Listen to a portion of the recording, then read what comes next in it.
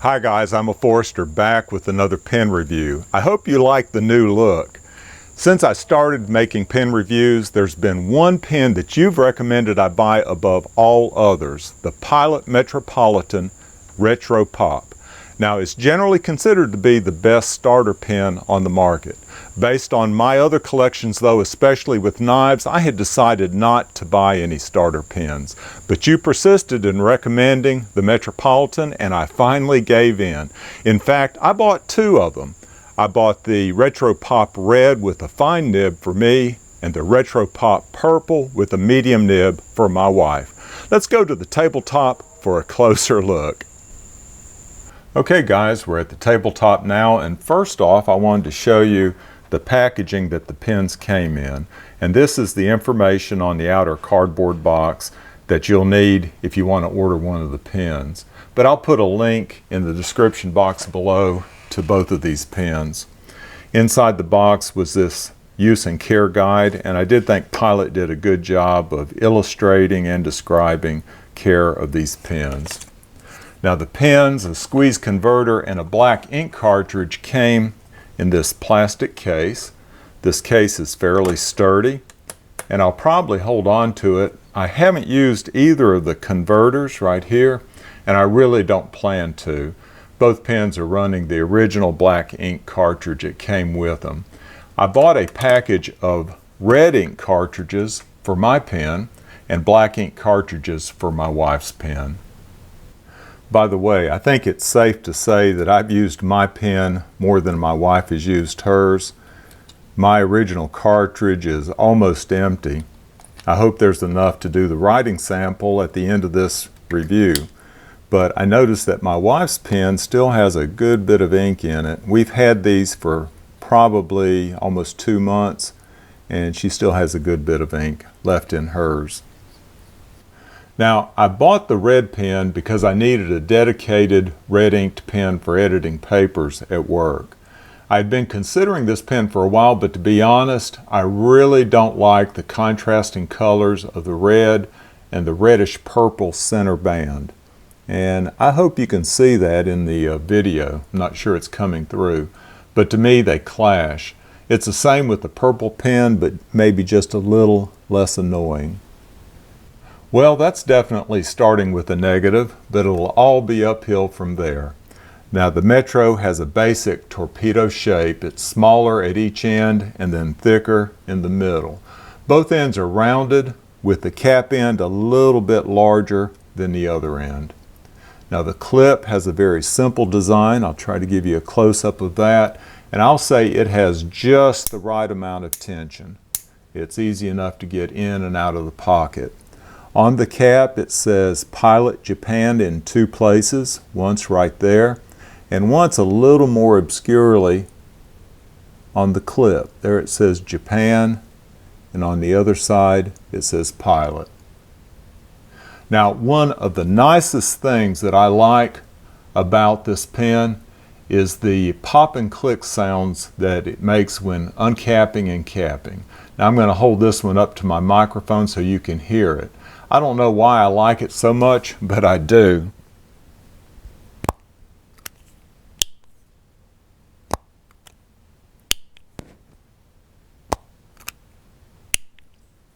I hope you could hear that.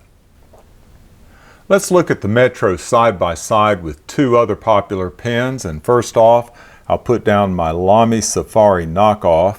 Now, this is actually my Hero 359 that I've done a review of, but it's an almost exact copy of the Lamy Safari. And then the other pen I'll put down is my TWSBI Eco, and I've done a review of that one. Now, the Metro is just slightly shorter than the other 2 pens, but it's definitely narrower. And now let's weigh them and see how they compare. And to do this, I'll use my coffee scales, my brand new coffee scales that I just got for this. Let's weigh the Lamy Safari knockoff first, and that's 17.4 grams. Then the TWSBI Eco, and that's 21.9 grams, so it's heavier. And then the smallest pen, which is of these three, which is the Metro, and it's 25.2 grams. Now, oddly enough, the Metro is the heaviest of these pens, but it's due to its metal construction. Now, when using the pen, the Metro is definitely on the small side for my large hands.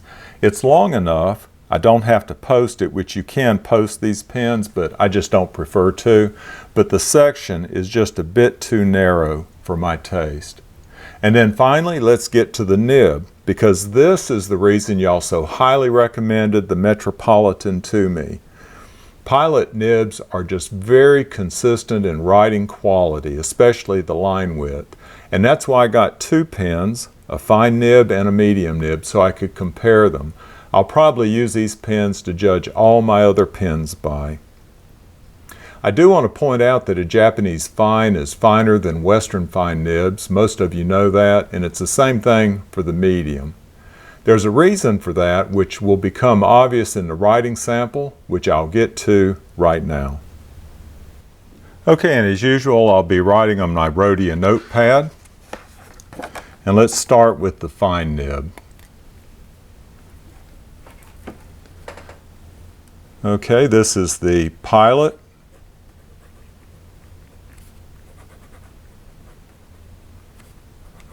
Pilot Metropolitan. And it's the Retro Pop Red.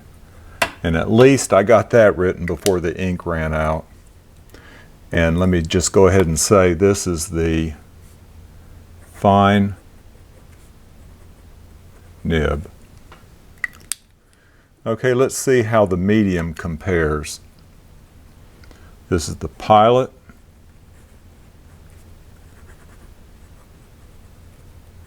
Metropolitan, Retro, Pop Purple, and my wife prefers the medium. I prefer the fine, and this is the medium nib.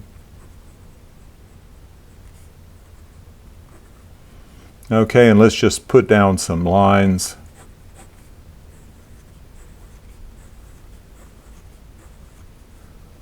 And then check for ink flow. How wet it is. That's pretty wet. Let's do the same thing with the fine.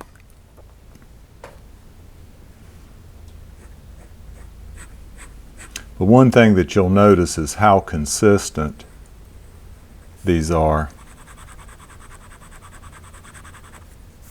I think the problem that you're seeing, like right here and one or two other places with this, is that it's about to run out of ink, so don't hold that against that pen. And I'm going to go ahead and write with the medium, because that one is about to, the fine is about to run out. But I wanted to make one point, and let me go ahead with the writing sample, and I'm going to zoom in just a little bit so you can see it better. Okay, this is going to take me a while, but I'm going to try to write it. I see some lint on that nib. Here's the quote.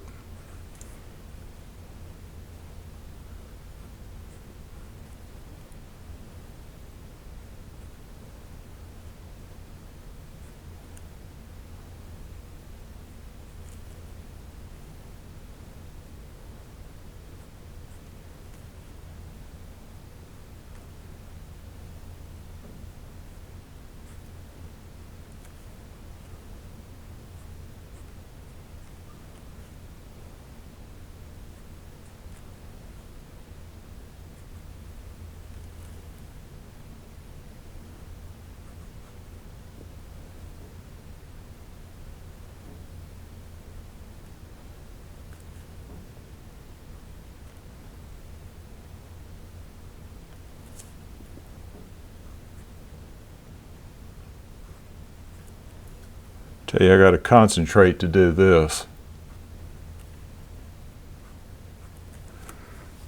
I hope I didn't leave anything out. I think I got it all. But that's basically some Japanese that advertises the 100th anniversary of Pilot since 1918.